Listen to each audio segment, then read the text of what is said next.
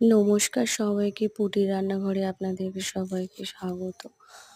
তো আজকে আমি বানাবো টমেটোর চাটনি, পাকা টমেটোর। তো তার জন্য আমি টমেটো নিয়েছি 7-8টা মতো। তো সেগুলো এক এক করে সব কেটে নিচ্ছি। টমেটো এখানে সব আমার কাটা হয়ে গেছে।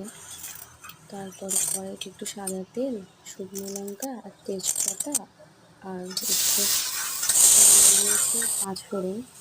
তো দেওয়ার পরে টমেটোগুলো দিয়ে দিয়েছি। টমেটো দেওয়ার পরে নুন আর হলুদ দিয়েছি।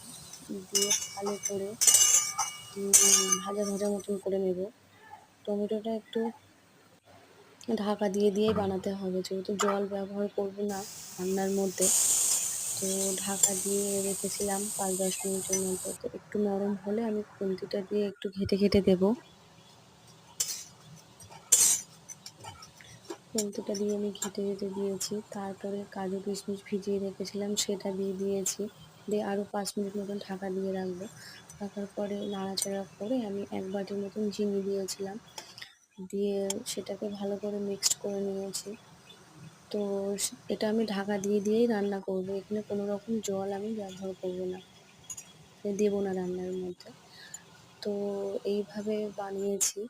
আমি আমার মতন করে বানিয়েছি, কেমন হয়েছে প্লিজ জানাবেন।